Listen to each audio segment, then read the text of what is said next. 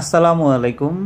আমি আছি ফার্মাসিস্ট মাহমুদুল। আপনাদের কিছু গুরুত্বপূর্ণ তথ্য এবং আপনাদের দৈনন্দিন চলার পথে যে অসুখ, রোগ, ঠান্ডা, কাশি, অ্যালার্জি এবং বিভিন্ন ধরনের কারণে আপনারা যে ওষুধগুলো খান, সেটার মধ্যে কিছু একটা ওষুধ আছে যেটা খেলে অবশ্যই আপনাকে ডোজটা মেনটেন করে খেতে হবে, সঠিক নিয়মে খেতে হবে এবং সেক্ষেত্রে না খেলে কী কী সমস্যা হতে পারে সেটা জানানোর চেষ্টা করার উদ্দেশ্যেই আমার এই ভিডিও এবং আমার এই কথাগুলো। Welcome to my first video.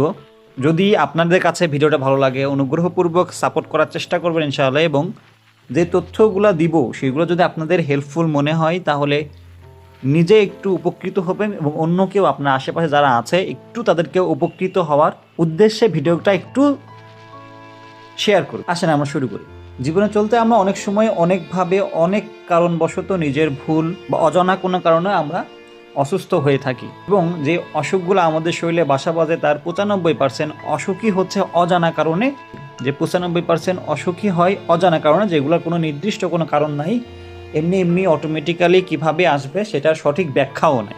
আর 5% রোগ হয় কিছু জেনেটিক্যালি কারণে এবং আমাদের খাদ্য অভ্যাস, চলাফেরা, অনিয়ম বা বিভিন্ন কারণে, যেগুলো আমাদের যেগুলোর দোষী আমরাই। তো যেটা নিয়ে আজকে কথা বলতে চাচ্ছি সেটা হচ্ছে অনিয়মিত ওষুধ সেবন।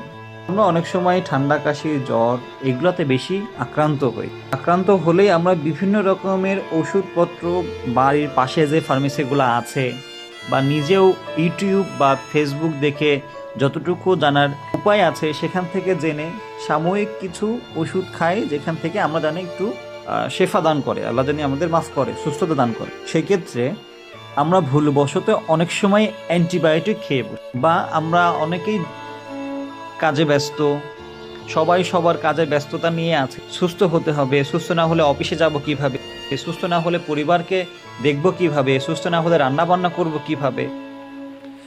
এই দ্রুত সুস্থ হওয়ার প্রবণতা আমাদের মূলত আমাদের দায়িত্ববোধ থেকে আসে। এটা ভুলের কিছু নাই। অবশ্যই আপনি সুস্থ হতে চান, আল্লাহ আপনাকে মাফ করুক, আপনি খুব দ্রুত সুস্থ হবেন এটাই আশা করি। তবে আসেন কিছু ঔষধ খাওয়ার আগে আমরা কি কি নিয়মে খেতে পারি এবং কোন সময় আমাদের কোন ওষুধটা দরকার একটু জানার চেষ্টা করি। এটা বলতেছিলাম যে আমরা অনেক সময় অ্যান্টিবায়োটিক খেয়ে বসি। আসলে আমাদের এমন পর্যায়ে মানে অসুস্থতার এমন পর্যায়ে গিয়েছিল কি যে আপনার অ্যান্টিবায়োটিকটা আসলেই দরকার ছিল? কখনো কি ভেবে দেখেছেন অ্যান্টিবায়োটিকটা কখন দরকার, বা অ্যান্টিবায়োটিক যখন খাচ্ছি তখন আসলে ডোজটাকে কমপ্লিট করতেছে কিনা, বা কিভাবে খেতে হবে? বা একটা ওষুধ যখন খাচ্ছে, ওষুধ কিন্তু একটা কেমিক্যাল যখন আপনার পেটে যাবে অবশ্যই সেটার একটা পার্শ্ব প্রতিক্রিয়া আছে। সেক্ষেত্রে কী কী প্রতিক্রিয়া হতে পারে বা কী কী সমস্যা হতে পারে, কখন কি যে অবশ্যই ভেবেছেন, সবাই তো ভাবেন না, কিন্তু কিছু কিছু ক্ষেত্রে আমরা সময় না ভেবেই একটা ঝুঁকি নিয়ে বসি। একটা গবেষণা দেখা গেছে পুরো বিশ্ব 2019 সালে একটা গবেষণা, পুরো বিশ্বের 1.27 মিলিয়ন মানুষ এই অ্যান্টিবায়োটিক রেজিস্ট্যান্স হয়ে মৃত্যুবরণ করে, এবং 4.95 মিলিয়ন, যা প্রায় 5 মিলিয়ন মানুষের সমান, 5 মিলিয়নের সমান মানুষ এই অ্যান্টিবায়োটিক রেজিস্ট্যান্স হয়ে মৃত্যুর ঝুঁকিতে পড়ে আছে। এই ক্ষেত্রে কিন্তু আমাদের বাংলাদেশের মানুষও এর বাইরে না। বাংলাদেশে একটা গবেষণা দেখা যায়, ইনস্টিটিউট অফ হেলথ ম্যাট্রিক্স জরিপ অনুযায়ী 26,200 মানুষ মৃত্যুবরণ করে অ্যান্টিবায়োটিক রেজিস্ট্যান্স হয়ে, মানে অ্যান্টিবায়োটিকের মিস ইউজ হয়ে, এবং 98,800 মানুষ এই অ্যান্টিবায়োটিক রেজিস্ট্যান্স হয়ে মৃত্যুর কবলে পড়ে। তার মধ্যে আমাদের বাচ্চারাও বাদ না। একটা গবেষণায় দেখা যায় প্রত্যেক বছর 70,000 শিশু এই অ্যান্টিবায়োটিকের পার্শ্ব প্রতিক্রিয়ার কারণে হসপিটালে ভর্তি হয়। এই অ্যান্টিবায়োটিকের সঠিক ব্যবহার না হলে অনেক সময় দেখা যায় আমাদের ডায়রিয়া, লিভার এবং কিডনিজনিত সমস্যা হতে পারে।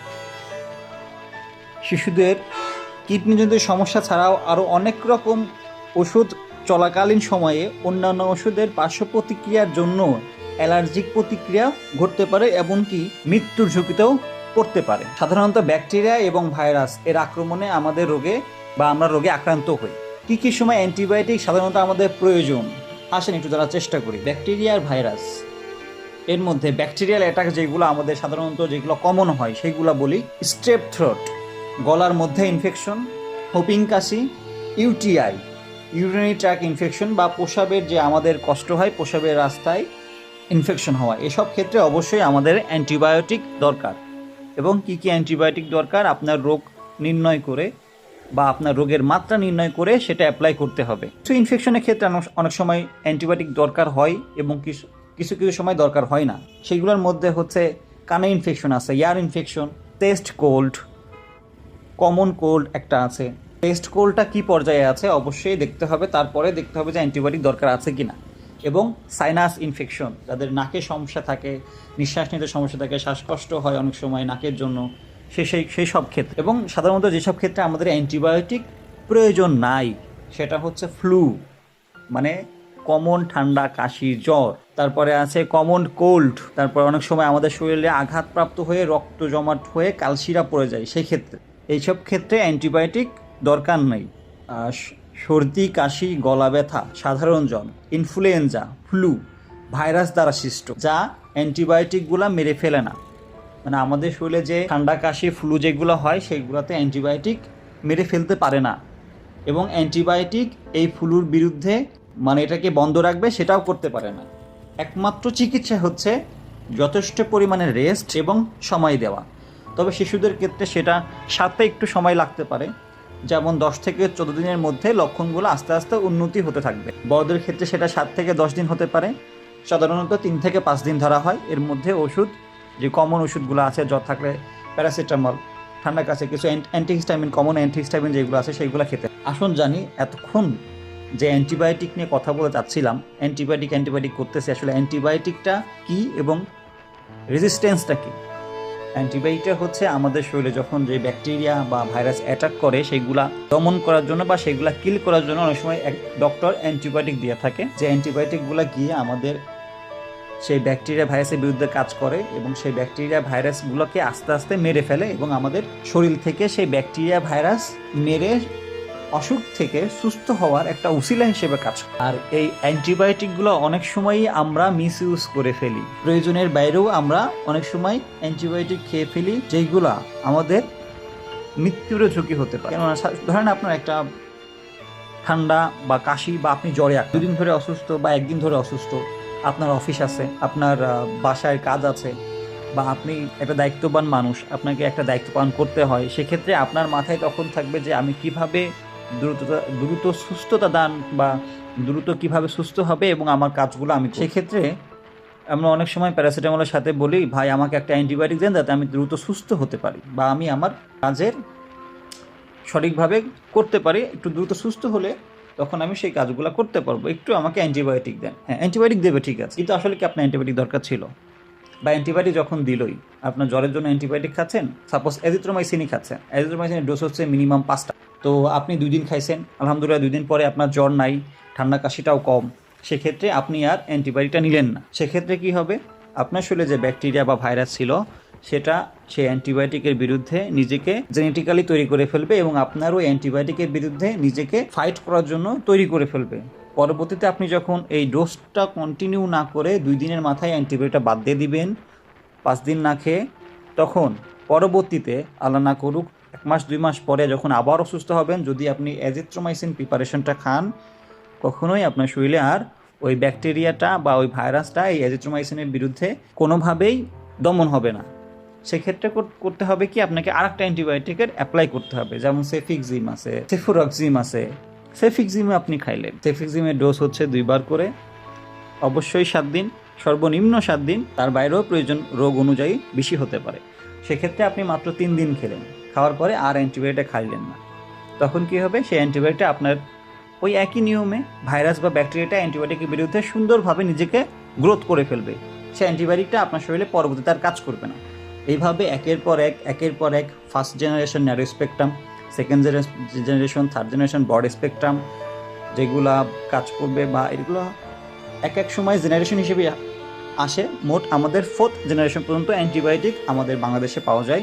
একে থার্ড জেনারেশন অনেক অ্যান্টিবায়োটিক রেজিস্ট্যান্স হয়ে গেছে, তখন আপনাকে কী করতে হবে, 4th জেনারেশন খেতে হবে, অথবা লাস্ট স্টেজ। আপনি লাস্ট স্টেজের অ্যান্টিবায়োটিকও খাইলেন, আল্লাহ না করুক এটাও আপনার রেজিস্ট্যান্স হয়ে গেছে, তখন ব্লাড কালচার দেখা যাচ্ছে আপনার অ্যান্টিবায়োটিক কোনোটাই শরীরে কাজ করবে না।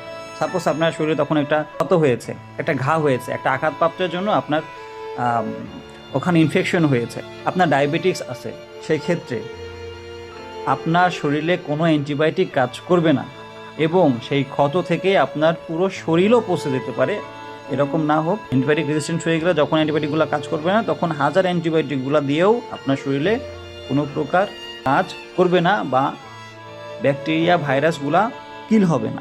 এটা কিন্তু খুব মারাত্মক এবং জটিল একটা সমস্যা। এক্ষেত্রে অ্যান্টিবায়োটিক ব্যতীত কোনো ট্রিটমেন্ট কিন্তু নাই। যদি আপনার কোনো অপারেশনও লাগে, দেখা যাচ্ছে আপনি অপারেশন করতেছেন, অপারেশন করার পর একটা অ্যান্টিবায়োটিক দরকার আপনার ঘাটা শুকানোর জন্য, কিন্তু আপনার শরীরে কোনো অ্যান্টিবায়োটিক কাজ করতেছে না, তখন আপনি ঘাটা শুকাবেন কীভাবে? সেই ইনফেকশন নিয়ে আপনাকে ভুগতে হবে। আল্লাহ না করুক সেই ইনফেকশন নিয়ে ভুগতে ভুগতে বেশি ক্ষতি না হয়ে যায় এবং ওইটা আপনার মৃত্যুর কারণ না হোক। আসেন অ্যান্টিবায়োটিকের সঠিক ব্যবহার এবং অ্যান্টিবায়োটিকের সঠিক ডোজ এবং কখন অ্যান্টিবায়োটিকটা প্রয়োজন সেটা সঠিক তথ্য নিয়ে এবং সঠিকভাবে জেনে সঠিকভাবে ওষুধ সেবন করি, ওষুধের গুণগত মান ঠিক রাখি, নিজেকে সুস্থ রাখি এবং রোগ প্রতিরোধ ক্ষমতা বাড়াই। অতিরিক্ত অ্যান্টিবায়োটিক খাওয়ার ফলে আমাদের শরীর অনেক বেশি দুর্বল হয়ে যায়।